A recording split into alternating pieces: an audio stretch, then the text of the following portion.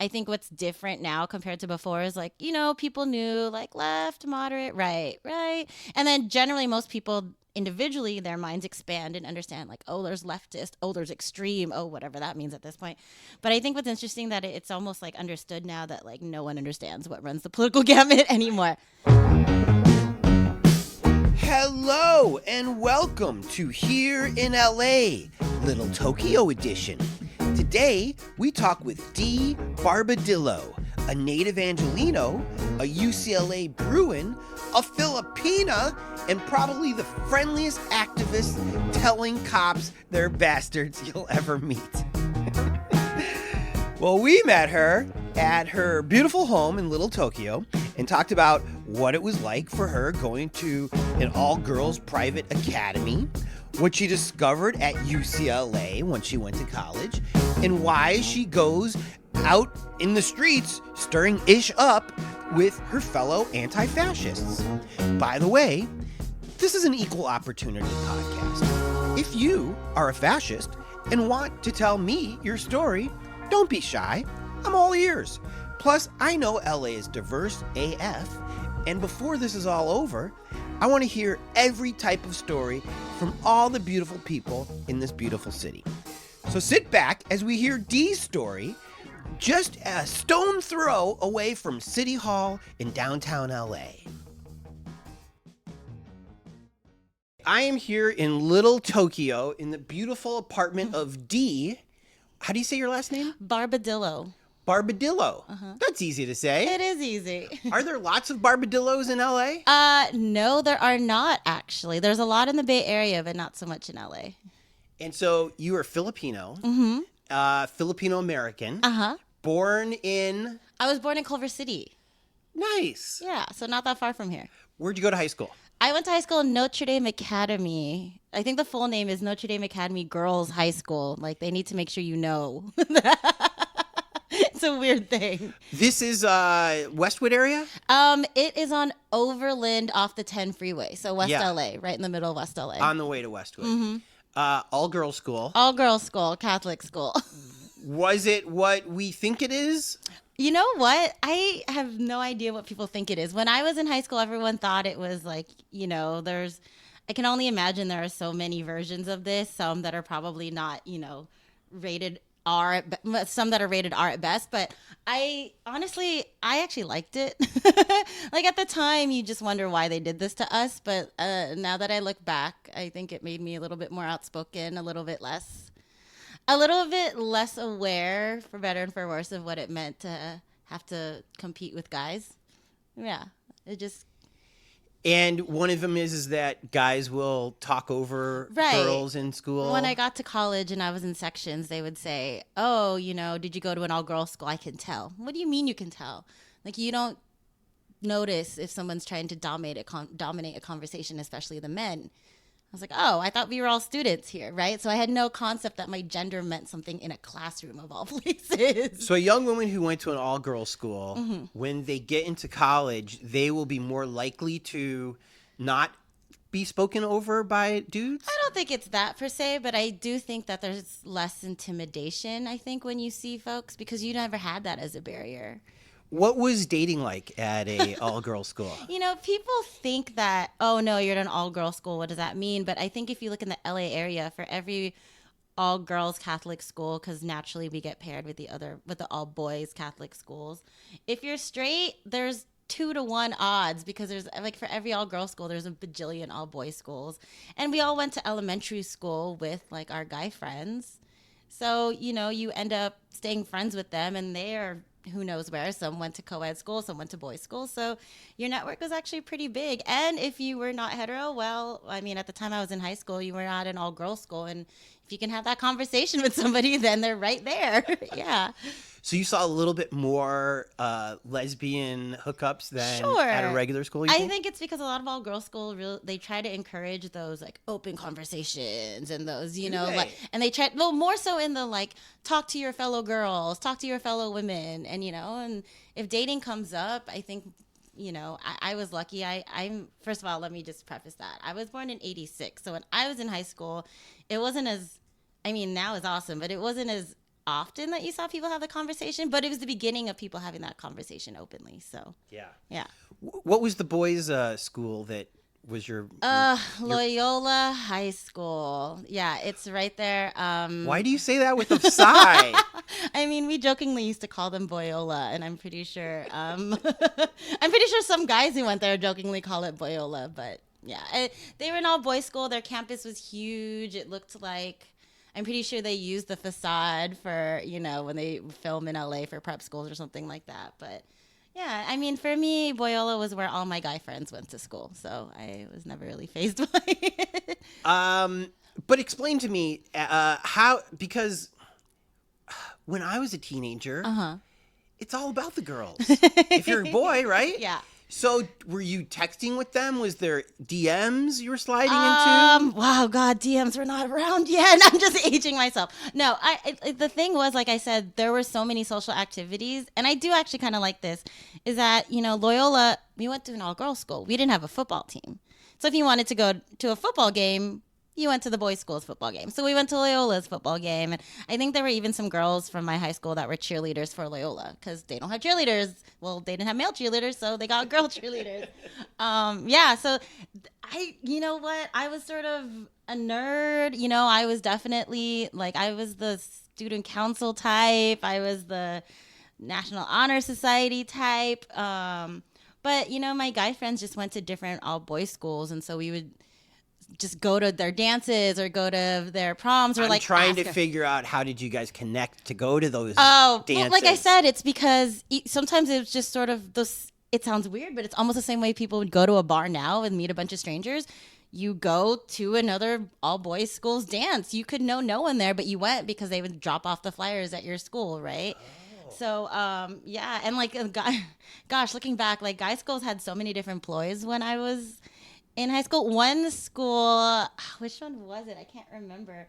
They had Black Eyed Peas, pre-Fergie Black Eyed Peas performing at their dance. Of course we went to that dance, I think, we were in high school, but at the time having, Power 106 or what was at the time 92.3 The Beat, which is no longer The Beat, but having them DJ at your event would make you go out there. And so that's sort of how it was. You kind of had to be a little bit, yeah, you had to be sort of intrepid in that way. Or, your friends from elementary school, you went and saw them, and hopefully they had friends. So then you went to UCLA. I did. What did you study there? I came in as English. I graduated as a double major in political science and Asian American studies. You were radicalized. I was, but it wasn't even in the classroom that I was radicalized. What got you? So my uncle had gone to UCLA and he had told me stories about the Filipino group, and I knew I was Filipino, obviously, but I didn't really know that much, right? You're not going to really learn about, Filipino American history in high school. And so everyone said, go check it out. And I thought, okay, let me go. When I was in the dorms, people were joining fraternities, sororities, finding, the groups they wanted to join. I said, okay, let me check out this Filipino group. It took me a whole quarter to check it out. And once I got there, everyone, it was called Samahang Filipino. Slower? Samahang Filipino. What does that mean? Samahang Filipino is just the term together just means we're a Filipino group, right? Okay. Yeah. We're, and so it was, the word's a little deeper than that. It's not quite family. It's a little bit more than friends. It's sort of a community. Mm-hmm. But yeah, so I joined that group and, they'd have weekly meetings. And at first it was, I want to meet these people. And then all of a sudden I'm sitting there and I'm, oh my gosh, I'm learning a lot about myself. And so I got radicalized because, let me think. Actually, so the year before, my grandfather, he fought in World War II. He was from the Philippines. The United States recruited him. And then, years later, when they were trying to, claim his benefits, they denied him. They said, we see you're active, but you're not eligible. But we didn't understand, right? We just thought, this is just our government at its best, just disorganized, something is wrong. And so, we had to go around, petition anybody and everybody. He never got his rights. But I fast forward a year later, and I am sitting on a Friday evening in a random room on UCLA campus surrounded by all these folks. And it's keep in mind, these are other students speaking to other students. And we're watching this documentary that, anyone who was part of a Filipino group at a college has seen it, but it's called Broken Promises, and it's about, all of these things. And I'm like, oh my God, this is why my grandfather doesn't have VA benefits, is because the president of the United States signed what is called the Rescission Act, and it is what it sounds like. It rescinded that promise. And I had to, it was so weird to me that I couldn't look that up. Was it only Filipino soldiers? Yes, because so the Philippines, sorry, this is me almost sounding like I'm on a soapbox, but, you have to, this is sort of the first exercise I had in taking like incremental steps back, right? So I'm looking at my grandfather, no VA benefits. I'm learning like, oh, okay, so it was like a bill. Oh, it was a bill for all the Philippines. Like, why just the Filipinos? Oh, the Philippines was a colony of the United States, and for all intents and purposes, it kind of still is in its own way. So that was the first step of me just stepping back and realizing, oh, crap, I thought it was my grandpa, but no, it's like a whole population. And it was just the Philippines because they were treated in this specific way. Like, they were given that specific offer of, we'll give you citizenship, and then we'll give you the VA benefits, and you'll be recognized, and then literally rescinded. Wow. Yeah, it's called the Rescission Act. They didn't try to sugarcoat it. Since then, has there been politicians who have tried to make good on that promise? It's taken a long time. The only action that's been taken that's more than platitudes was when President Obama he granted benefits, and it was sort of a compensation packet. But I mean, it's hard. There aren't that many left alive. So if you were still alive, yeah, Obama helped you out. Yeah, Right on. Yeah. Do I see any Obama pictures in your I house? don't, actually. You have a great apartment. Thank you. Beautifully decorated. Thanks. I see Dodgers. I see, first of all, a lot of original photographs and artwork that has been framed. Yeah. Your Nike collection is just gorgeous. You're a very organized, neat, tidy person. I try. I try. Like, I'm like every other person, but what happens is when I want to sit down at the end of the day, I feel better if everything is where they're supposed to be. It's beautiful. Yeah, it's really beautiful. And everything's meaningful. Like the photography that's on my wall, like those are friends that I met in the last 2 years out in the streets. Well, one of them is Lexus Olivier Ray. I keep wanting to call him Oliver. I know, me too. Olivier Ray. Yeah. With the burning cop car. Yeah. By the way, you have kind of a cute necklace. But what it stands for is not cute. Not necessarily cute to everybody. D, right? Mm-hmm. Are all cops bastards? Yes. I can't wear the necklace and say no. And I know what everyone wants to say, like, what about the good ones? What about that? The thing is, if you're a cop, you're part of the system, and you're as good as you can be, you're upholding that system. And until it can be toppled and something better put in its place, sorry. If you are one of the good cops, mm-hmm. you should kind of be ratting out the bad cops, right? Yeah, and not only that, you should wonder if you can't, you alone, unfortunately, can't really make a difference. If you're a good cop. If you're a good cop, unless you are tearing down the system, then that actually puts you against the cops. And so by definition, are you a cop? Oh, I hear what you're saying. I mean, the cops uphold, So what should somebody do if they, in the olden days, mm-hmm. they wanted to be a cop to protect the neighborhood, mm-hmm. to help battered women, mm-hmm. to fight crime? Yeah. What should they do today if they can't join the LAPD without the funny sweet thing... people like you wearing this terrible necklace, calling them a bastard? Yeah. Which, the thing is, the things that you mentioned, right? Prevent crime, help battered women, protect the community. Yeah. I would argue that the people, let's just speak to LA, right? Since we're talking about LA, I would argue that the people in LA who do that are inherently not cops, because the cops don't do that. Cops don't prevent crime. They show up afterwards. I saw it in my own neighborhood when, there was all of these, the Stop Asian Hate was the catchphrase that police were clinging to increase patrol. And I watched from my balcony as someone got assaulted and the cops didn't do anything. So they didn't prevent it.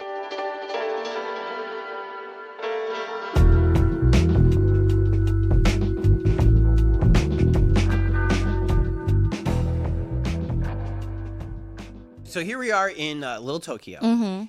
By the way, great location. Yeah. Great location. You are near, well, first of all, the revolving sushi place that I like. There's down the street. Is this Hama Sushi over here Hama too? Sushi is right there, which is so good. American Apparel used to be on this block. Right, and it's actually stayed empty since they've vacated. Isn't that weird? It's been I would say over a decade already. Yeah. The one on Sunset's the same way. Yeah, I don't know. You know? I don't know. And like there are other commercial spaces down here. They just. And then if we go a little bit to the north, you've got Mr. Ramen, my favorite. And then you got the one that always has a line in front of it. Oh, there's all of them. Oh, I think you're talking about, if not Shinsengumi across the street, Daikokuya. Yes. Yes, which also has a line because the udon place next door, so good, also always has a line. Marugumi Manzo, so good. How long have you lived in Little Tokyo? I've lived in Little Tokyo just for 2 years, but it was a long time coming if you ask anybody who knew me. You've always wanted to live here? I've always wanted to live here. I've always been hanging out here. So even when I was living on the west side, I was driving out this way to hang out. Other than the food, what attracted you to this neighborhood? There's a community. I think people think of Little Tokyo as being sort of on the edge of Arts District, and sometimes when people think about, mapping LA in their heads, they fold it into the Arts District. Oh, do they? Yeah, I think some people do. I mean, you cross one block that way and it's guess. the same thing. Yeah, but there's definitely a community here. Like, I walk my dog in the morning, and one of the gentlemen who I'm not sure if he owns or works at Hama Sushi, like, he's always out in the morning. He'll put out a bowl of water for my dog and any other person. And there's just and like I said, like, I don't think people realize that it's not just the bars and restaurants. I mean, obviously that's a big part of it. But a lot of people who have businesses here have been here for decades. And they have, and there's a lot of young folks, a lot of Japanese American folks, who have made those connections with this community. So it thrives and it has that same sort of spirit because there seems like it's ongoing. Like, people are passing the baton. Like, let me introduce you to the other people here, so it's great. And I mean, there's a hardware store down the street. I went in there. I was just looking for brackets so I could hang one of these pieces of art. And it was funny because it's one of those places when you walk into, if you don't ask for help, you are lost. You're not going to find anything. Everything is perfectly organized, but it's one of those places where, oh, where do I find a bracket? Oh, how heavy is it? Let's say 5 pounds. 5 or 10? I was like, 5. They're like, okay, what you want? Go down to the end, turn left, third drawer down, blah, blah, blah. Like, they know exactly where everything is. It's beautiful. And you just leave just thinking, thanks. And they're like, do you need help? I'm like, what? The opposite of a Home Depot. Yeah, I know they tried Home Depot, but I've never known. I mean, I lived in LA my whole life. Having like a neighborhood hardware store is not really something I thought I would understand. You're also close to Metro, which is great. Yeah. Are you a beer drinker at all? I am a beer drinker. So do you go to the brewery over Yeah, here? there's so many breweries around here. Yeah, I do. And you could just walk. It's all I safe. can just walk. And I mean, everyone who knows me also knows that the minute you're talking about drinking, not necessarily beer, but like fun places to like sit and grab a beer or have a drink, I always end up across the street at Wolf and Crane. So, Wolf and Crane. Yeah. What do you get there? Oh, gosh. So it's so funny. All the bartenders will know, like, oh, you always get Jameson Ginger. I'm like, yeah, because I end up here for a long time. I need to be able to last throughout the day. But they have... Jameson helps you last? Jameson and ginger. Like that. If I drink one drink the whole night, I'm fine. Like, eat cocktails with all the sugar and all the mixed drinks. Like, no, like, that's not going to work. Have you had Redbreast before? Yes. I think I have a bottle sitting there. Oh, look at that. I might, yeah. I got that at the Edison nearby. Oh, yeah. That's super nearby. Because I had ordered a round of Jameson, and I don't know if they were just trying to push the Redbreast on us, but it worked. Yeah, it's really good. That's one of my best friends. It's his favorite whiskey, and so I think that was his. And then I finished it, and then I was like, well, I guess I got to replenish this. So, you on your Twitter, which I follow, and that's how we connected. Yeah. You list yourself as a community organizer. Yeah. It's weird, speaking of Obama, Yeah. that his critics tried to demonize him for that, as It's if it's a bad thing. it's weird because I mean, Obama is such an interesting study in like perspective, right? Like the years that he was president, like was he a perfect president? No. No one will ever be.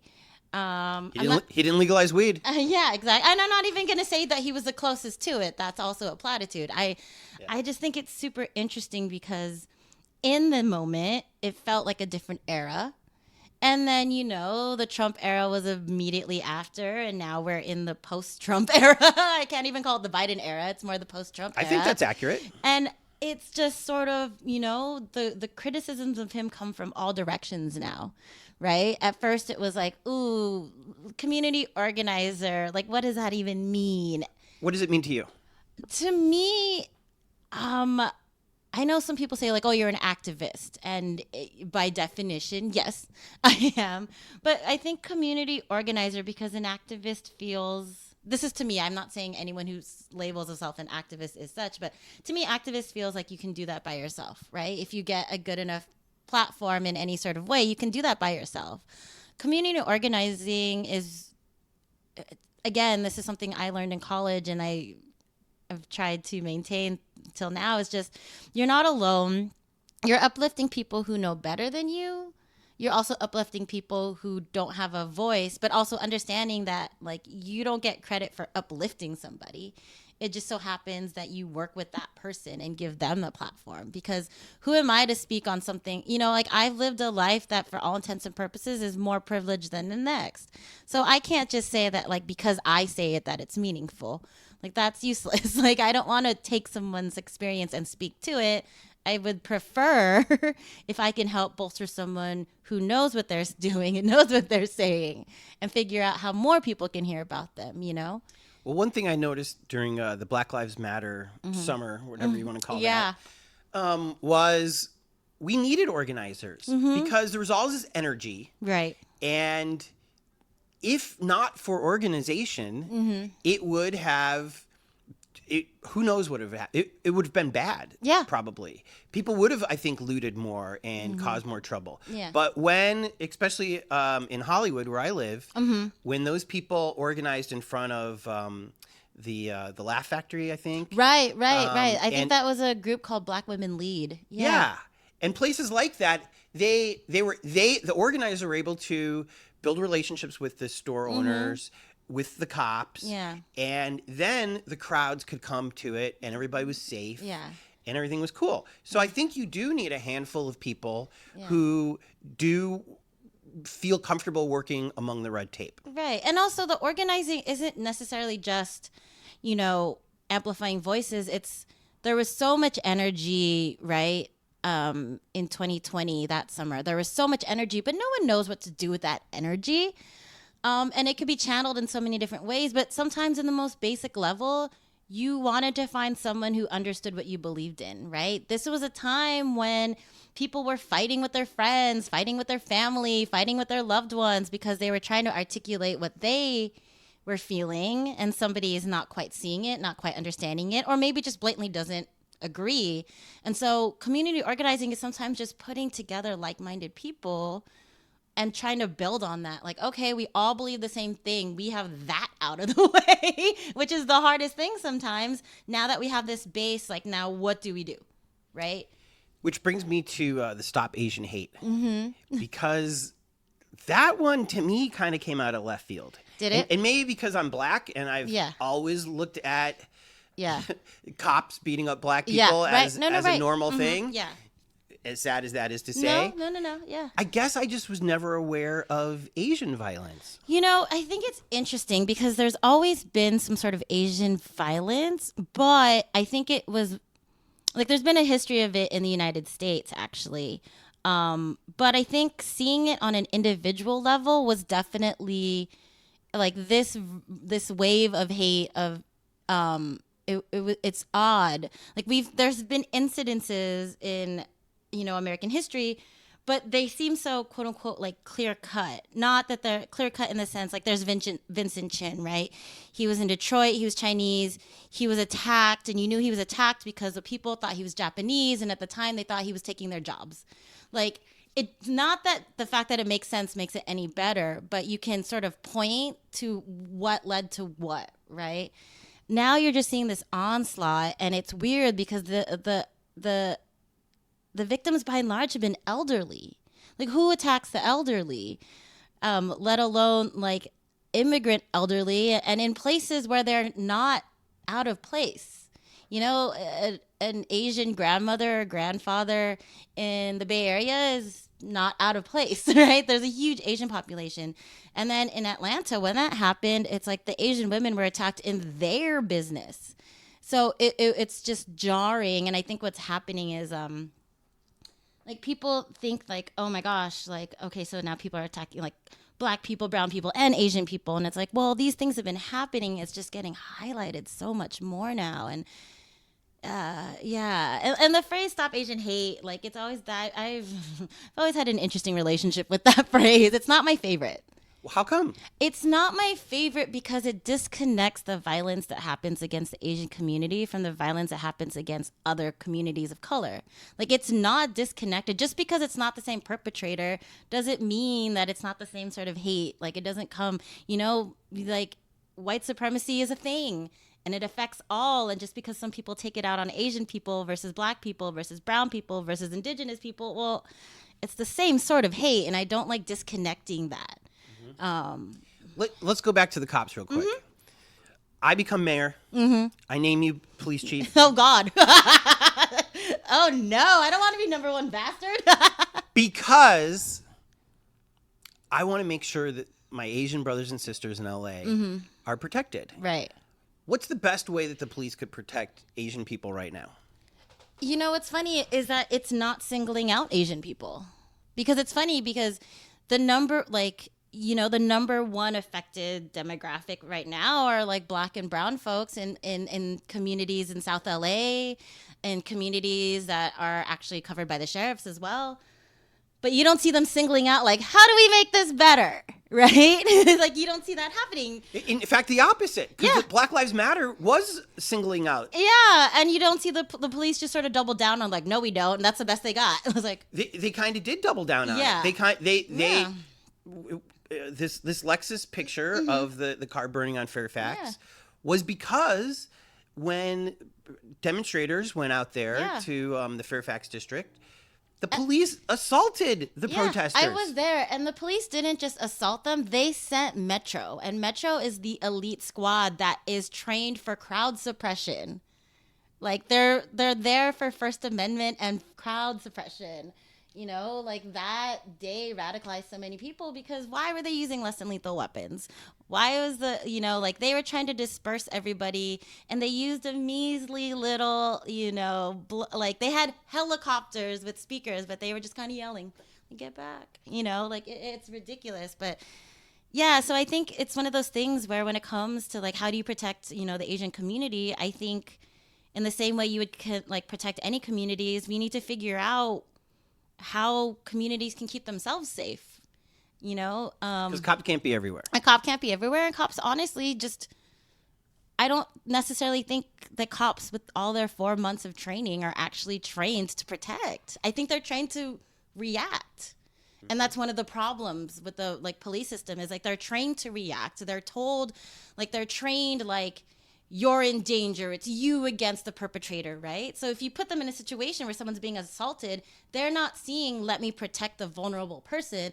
They're saying, oh crap, I'm the next target. I need to protect myself from that person. So I need to neutralize the assailant. But then it's overkill, almost for lack of a better word. But yeah, so I think that's just the problem is I don't actually see police. And here I saw police, they put out a bulletin. They tried to have, they put out an Asian sergeant to talk to Asian folks. And it's we don't speak a different language if we're all speaking English here, right?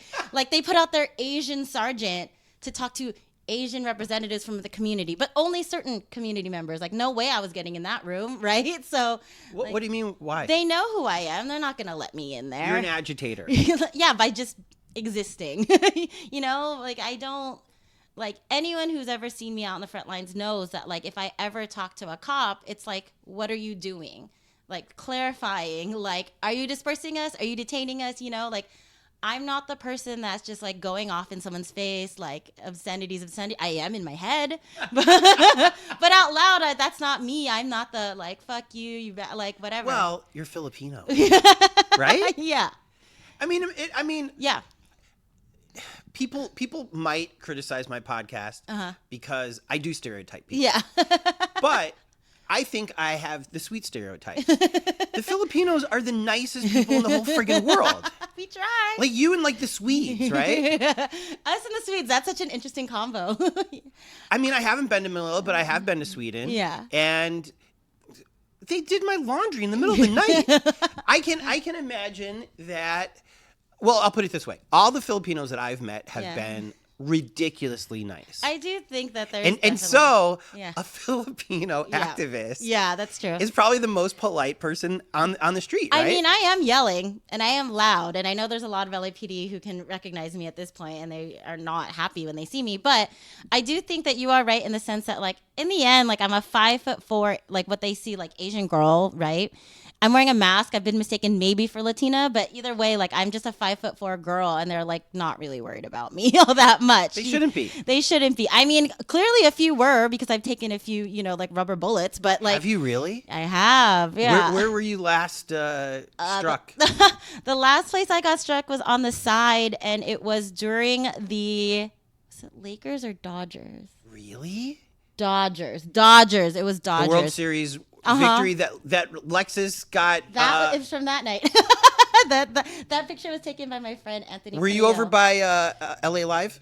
Yes. So it started by the Staples and Convention Center, and then it moved towards like 9th and I'm not even sure, 9th and Hill, 9th and Spring, something like that. And you're a Dodger fan. Yeah, I'm a Dodger fan. I went out there because, like, look, I was born and raised in the city. I am a Dodger fan. I'm a Laker fan. Like, I was out there for both. How long after the Dodgers won did you get hit by a rubber bullet? Let's see. So they won. We went to Echo Park, obviously, to celebrate. And then the cops shut that one down with riot police.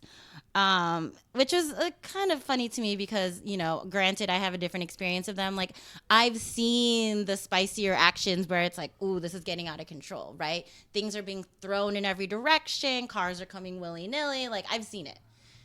This was a bunch of people with, like, legal fireworks. Like, the ones that are just, like, 4th of July sparklers that, like, you probably let, like, a 12-year-old boy, like... Yeah. Or girl play with backyard under supervision. Fireworks. Yeah, like that. Or, you know, at most someone had, you know, like real fireworks, but they're like setting off one. And like here come the cops in full riot gear. And those of us, like I tend to end up with like a lot of friends who are like photojournalists and photographers. And we're just looking at this like, huh? This is so tame. Like I know there's a lot of people in the street, but... You would have thought that after like 30-something years, you would have expected this and that you would just sort of create an area, like keep it in there, you know, like here's your boundary, stay. Police Chief D? Yeah. Would you, because I'm thinking the same thing. Yeah. Maybe the Coliseum needs to be the let off your steam area. Yeah. Because, I mean, I'm a Cub fan. Yeah. I'm from Chicago. I know it's been years, but I feel compelled to say congratulations anyway. God bless you. Like, see, I told you were nice. But the thing is that there were no arrests after the Cubs won. Because I think the police in Chicago... They figured it out. ...are like also sports fans. Yeah. And they're like, well, as long as they're not breaking anything, and killing each other. I mean, also, we've seen, like, at least, you know, it's a sports celebration. Like, if any person with sense just stood on the... Which is what we did because we're assessing the situation. And assess the situation, you're like, all right, the average demographic here is... somewhere between like 19-year-old boy because they were all running around with like, you know, fireworks and whatnot to like 20-something-year-old young adult who was like, yeah, time to drink, you know? And like, okay, I'm not really threatened by the person carrying the rack of Trulies with them, you know? But let's talk about the demographics. People of color. Yeah. People of color, by and large. And I hate to say it, yeah. but maybe that's what freaked out the police. I think so. And also, that part of Sunset, Echo Park, like, let's not mince words. Echo Park is now, like, if you think, the first thing that comes to mind is definitely a white person now. Like, so, but it's funny because the local bars and establishments, like, I walked by my friends' bars and they were like, hey, you good? I'm like, I'm good. You good? Okay, cool.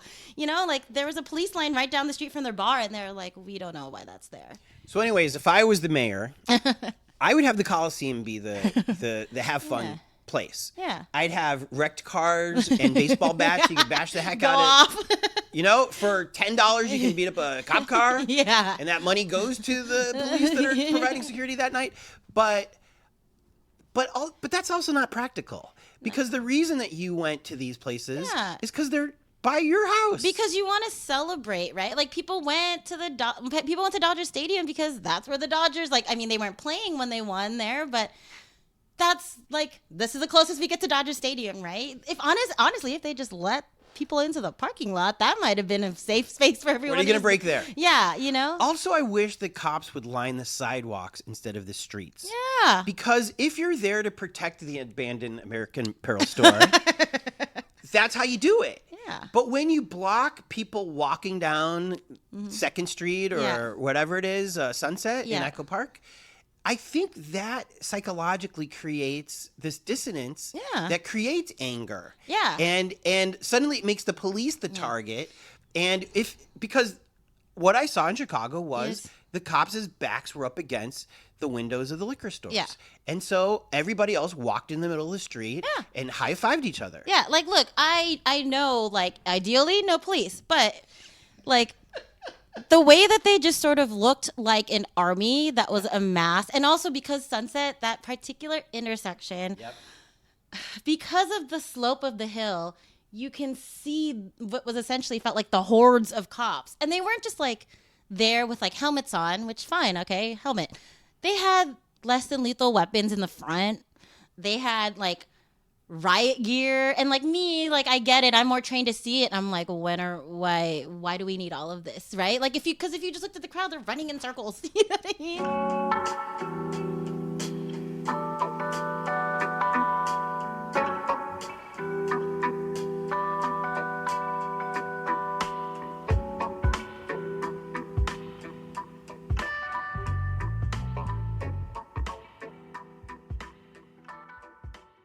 Are you a heterosexual lady? Yes. Would you date a police officer? No. What about a sheriff? No. Especially not a sheriff. Because why? The sheriffs are okay. So you've heard the phrase Google LASD gangs before, I'm sure. It's just the LAPD, if I were to describe them versus the sheriffs in the most honest, but also let's compare to the sheriffs, they're essentially almost hapless, as opposed to, whereas the sheriffs are just intentionally grabbing for power, the sheriff deputies, there are actual gangs, and I've seen sheriffs actually try to intimidate the victims' families, this is just above and beyond, off duty as well, having people call. I don't know. The sheriffs just seemed a little bit more unhinged, whereas LAPD just seemed like robots. Robots trained to fight the citizenry, whereas the sheriffs are how do we inflict more pain? Who are you rooting for mayor of LA? No, I'm rooting for Gina. Gina for LA. But I am also, I look at the candidates, and Rick Caruso is spending, I think at this point, what is considered an unprecedented amount of money for a political position in a city that, let's be honest, is not a gateway to any higher seat. No one. It might be. It might be. But if no one in Washington is let's check out the mayor of LA, right? Mayor of New York, maybe, right? But everyone kind of sees California as a foregone liberal state. But that's why I think Caruso actually has a bit of a platform. If his aspiration is to be president, oh gosh, which it seems like all these rich people, everybody wants to be president, now. If somehow he can convince the country that he cleaned up, quote unquote, LA, which is a disgusting term. Yeah. Because that just means moving homeless people. Yeah, it basically just means It's essentially what we're doing for the Olympics, which is like he's trying. I think what he wants to do is make LA look pretty for company.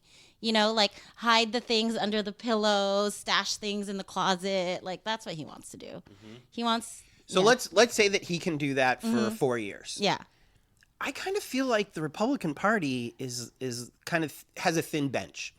Once you take Trump out of there, yeah, it is quite. It's thin. a bunch of Devin Nuneses. Yeah. And so a Rich Caruso. Sorry, I don't know what noise came out of me when you said that. Finally, I can elicit some joy from a woman.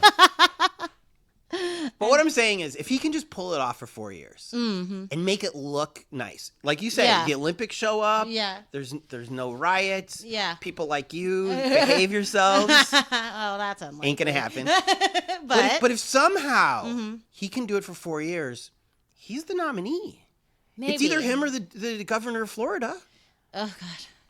Who has his own problems. But the Pickens, thing is that guy has a long list of reasons to hate you. For people to hate him. Yeah. Caruso doesn't really yet.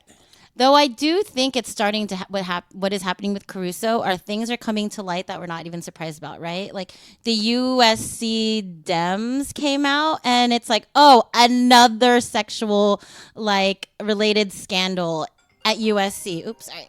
But yeah, it's like, oh, shocker. Like that he didn't do anything about. No, that he didn't do anything about. And honestly, he just paid money to like see it go by the wayside. And then when he was overseeing the police, yeah, he allowed them to be bastards. Yeah, essentially, yeah. According to your necklace. I mean, it's interesting. Like, I'm looking at these candidates, and you know, there's just so much to just go ugh about. You know? So Gina, and I'm not even I'm sorry to say, yeah. She's not going to win. Sure, but I also don't see myself throwing my support behind anybody else. Like you wouldn't vote for Karen Bass? If I would only vote for Karen Bass if Gina was out. Like I'm not because here's the honest truth. I think it is going to come down to a situation that's going to feel like I'm just giving my like if Gina's out of it and like I support her because that's what I believe in, right? That's what my vote is supposed to be. Exactly. Like it's you what I vote believe for who in, you want. and that's who I want. Right. And if Gina's out of the race and it's a strategic vote, well, damn it, here we go again with strategic votes. Well, then there's also Kevin DeLeon. No. Kevin DeLeon's already applied for the next position up, and he hasn't even gotten this one. I don't know if that's hubris or just, like, resignation at this point. And I also feel like he rubbed you the wrong way when... oh, yeah. When he did, what was that? He swept the encampment. Well, he's been sweeping encampments, but he swept the encampment that's only a block away from here. And he had the gall to show up the next day to try to do promo for it and be surprised, like, that people were there. And, like, they couldn't even get a camera angle because their version of a sweep was to, like, cordon off an area but then have them still sleeping on a sidewalk, which is actually more dangerous. And it's just like, Kevin DeLeon, he is, again, he just loves, like, speaking in circles. And it's just a joke to me because, you know, some politicians will just... They'll go through the farce of sitting down with their constituents, nodding, smiling, listening, so that they can say, I did it. Kevin DeLeon couldn't even do that. Like, you're a career politician and you couldn't even figure out, like, oh, maybe I should sit down. And a career Democrat. Yeah, and the funny thing is, it's not like you can say, oh, I don't know who to speak to. One, like, the people who've been living there have been living there consistently. Two, there's a whole organization that's been there for, like, a year. Let's talk about that organization a little bit. Your fellow activists. Mm-hmm. Tell people who aren't as aware of the LA activists that you surround yourself with who the players are. Yo, God, I don't even... It's so weird to call them players. I think it's just these are the people that I've gotten to know based on work that's overlapping. Okay, then who's in charge of Antifa in LA? Wouldn't you like to know? Oh my gosh, that's so funny. I love when people yell things that are like, you're an Antifa. I'm like, do we need a... And in my head, I'm like, is that grammatically correct? Am I an Antifa? Am I Antifa? Like, yeah, I just think it's funny because if it to this point they're like, "Are you Antifa?" I'm like, "Am I anti-fascist?" Yes, I would hope more people would be. So was my grandpa when he fought in World War II. Exactly. I was like, so is this, So were the Blues Brothers. And, it's just so funny to me. Like, it's almost like the strategizing behind like almost marketing this word in a certain way. Which is kind of what's beautiful about that word. Yeah. Because it's a word that you can't criticize. Yeah, and yet they still do criticize. Yeah, like people, I mean, the president of the United States criticized. Oh yeah, it. and I also again was like, what is the correct grammatical use of Antifa? This is really what bothers me at night. So when I say it, first of all, I say it sarcastically. Oh, obviously. I know. But when they say it, they mean the group of left wing. Well, they would say extreme left wing. They call, which I don't even know what extreme is extreme, anymore. Yeah, I know. Like the. Oh my God! No global warming. I know. Like, oh my God. Let's recycle our shit. Yeah, let's be kind to trans people. I think that's it's just extreme today. So interesting. Like the political gamut has like expanded, and like I think what's different now compared to before is like people knew like left, moderate, right, and then generally most people. Individually, their minds expand and understand like, oh, there's leftist, oh, there's extreme, oh, whatever that means at this point. But I think what's interesting that it's almost like understood now that like no one understands what runs the political gamut anymore. Right. So who are your favorite activists in LA? God, favorite activist.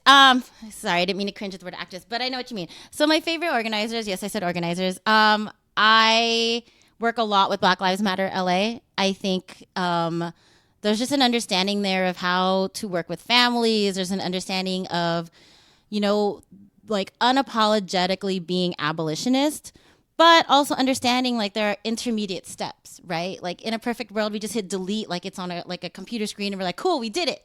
But realistically, there are these so many steps in between. Like you need to fight the system as it exists. You need to take your wins within the system and then flip that into like your abolitionist like long-term goal. And like I think I think Black Lives Matter LA really embodies the whole like defund the police is like the strategy. Like abolish the police is the end game.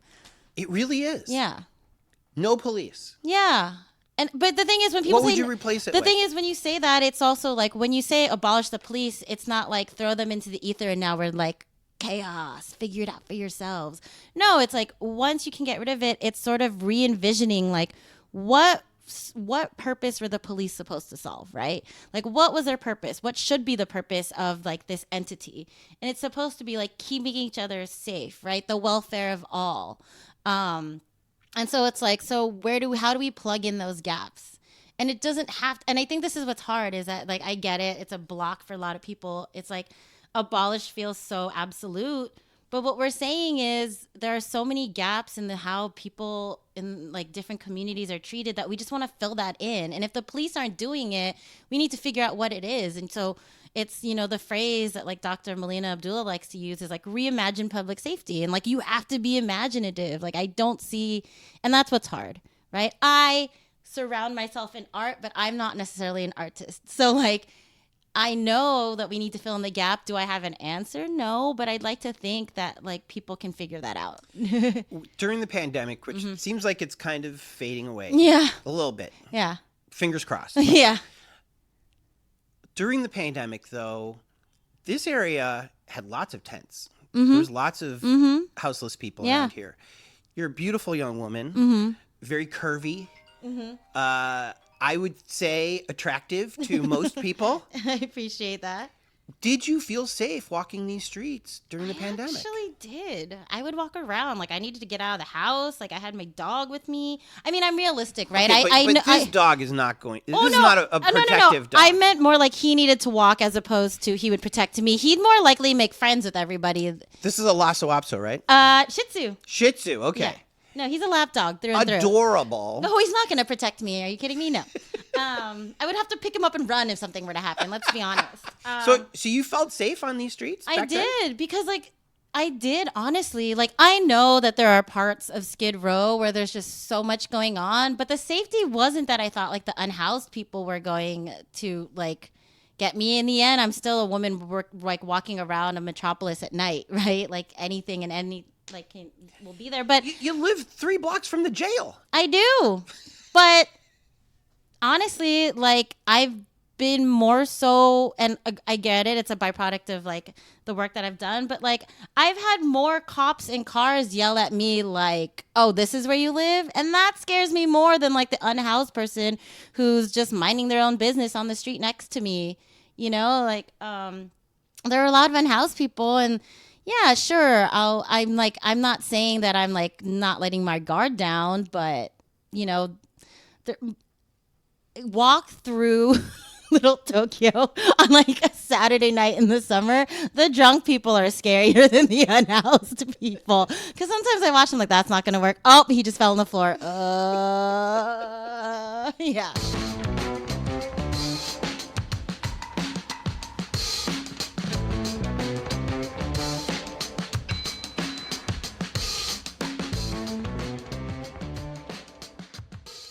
Do you see yourself living in Little Tokyo for a long time? I'd like to live here a little bit longer. I think it's because it's a good mix of, it's downtown and I like being downtown. But because this particular area, it feels like a really walkable part of LA, which you can't really say much about LA.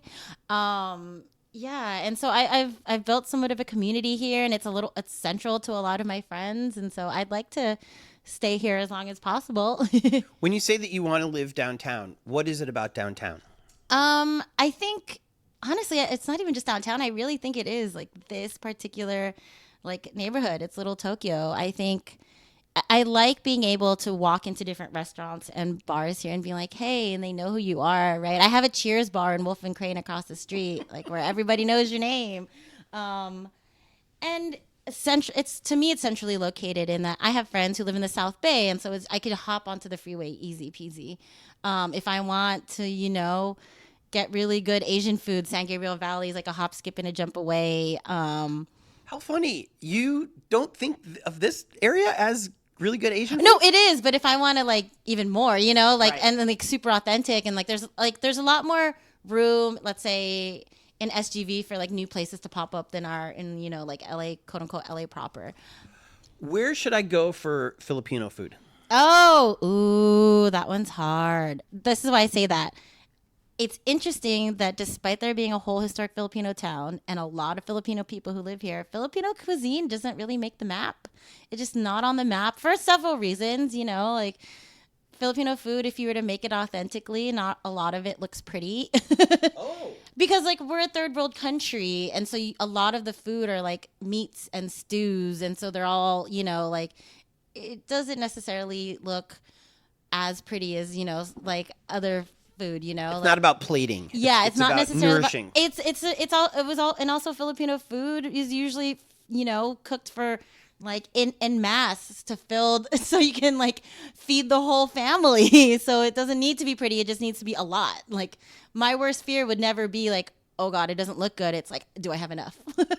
Yeah. So, but there are a lot of interesting like takes on Filipino food. I really like Petit Peso, which is on, oh shoot, what is that? Petit Peso, it's like one block off of Pershing Square.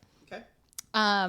The food, it feels like the food that my aunties and my mom would make, but some of the ingredients are like so fresh, right? So it's so good. And then they have these money buns that are just these pastries. They're so good. And their menu's fun. I went recently and I looked at their Instagram just to like find the menu, and they're like, oh, we used to love going to random Chinese food places where you can make your plates. And so it's just like that. Like, here's what you want, then pick what you want. I'm like, oh, I love it. So yeah, that place is really good. It's more Filipino inspired than it is like straight Filipino food. Like, but La Cita in Chinatown is also really good. La Cita, it's called? It's La Cita. It used to be Lhasa, but now it's La Cita. Well, I know of the bar La Cita. Oh yeah, no, this one is spelled Lasita. Yeah. Oh. Yeah. And then let me think. What else is there? Oh, a friend of mine. It's so interesting. So I met her last year, and I realized after she had spoken like about what she does is like, oh, I don't really in LA, like you don't really see a lot of like Filipino bakeries. Like if you go to Carson, yes. If you go to certain parts, you really don't see them. And so she does like this pop up, but they're all vegan. And so because they're vegan, me not being vegan, I'm like, I don't know about this. But I tried it and I was like, oh my goodness, this feels Filipino. Yeah, and so it's called Sun and Wolves Bake Shop, and it's just so good. Sun and Wolves. Yes, so Sun, like SAN, like Sun and Wolves. Oh, and it's a pop-up though. Yeah, she's a pop-up, but like You got to follow her on Instagram. Yeah, but she's all over the place, and like her stuff sells out, and so like you'll see me like rushing there, like I really want that, like I want that ube cinnamon roll, or I want that, like yeah. You have been a delight. Thank you. I try. You were named after Princess Di, and I can see why. I was, which is weird. Did you watch Spencer? I did. Wasn't she good in that She's role? so good, but it's so funny because you're just staring at her like, wait a second, that looks just like her. It did. But it's so interesting how like I was born in 1986. Like Diana's heyday was like more so like the early 80s. But somehow I was so affected the whole time. Like I was invested in her children who are my age and older maybe. I was invested in everything just because she was my namesake. It's interesting how names do that to you. How can people follow you on social media? Yeah, I'm on Instagram. I'm on Twitter.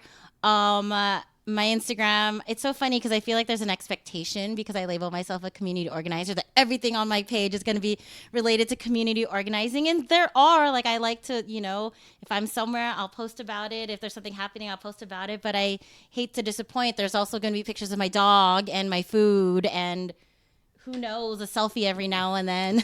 On Twitter, you're talking about how you like this season of Bridgerton more Oh than my God, that's so embarrassing. Before. Yes.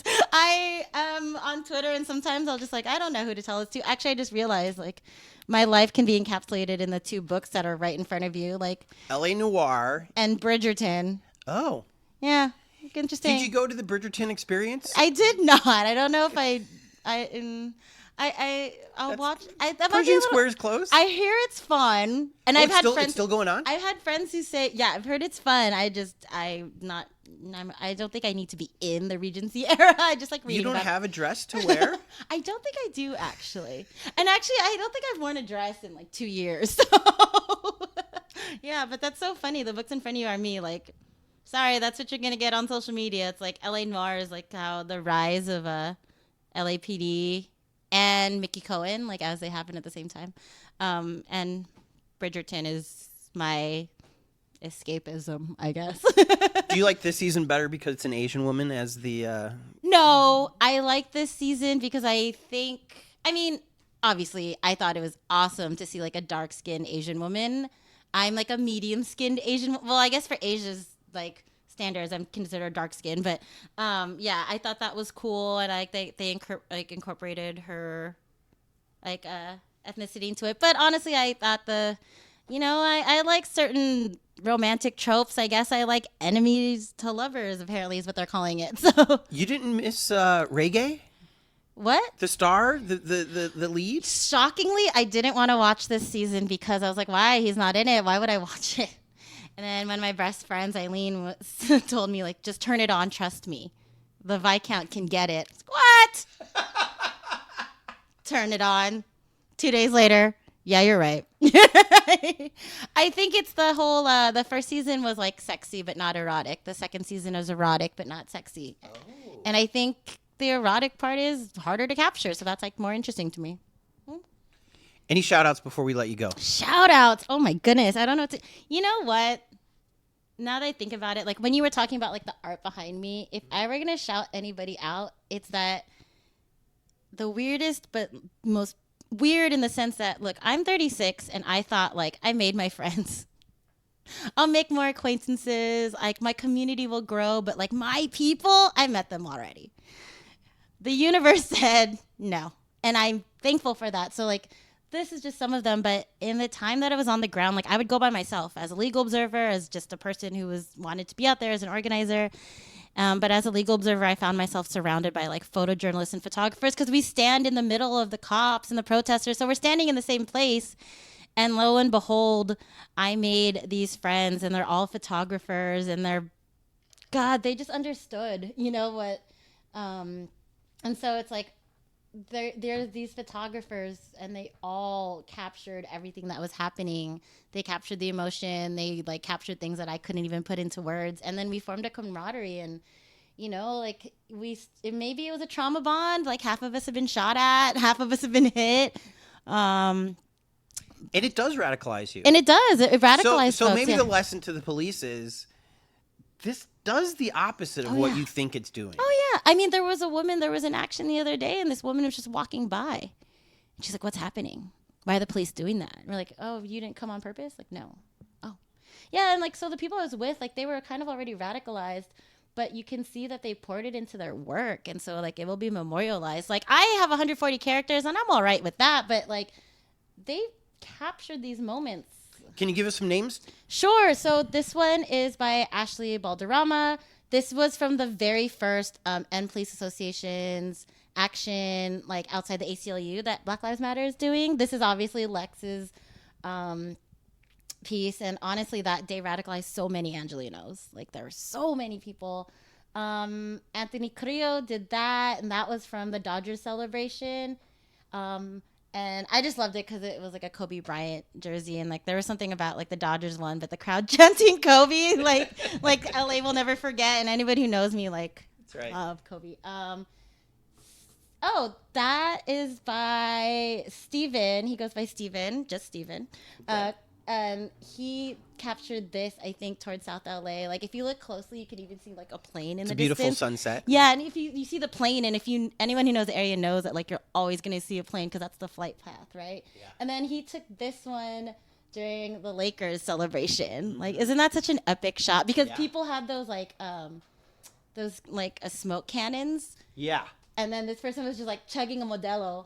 So, which I mean, that's how you know it was in the streets. Like, you know, people just were like, what can I grab? Like, that's right. Okay, yeah.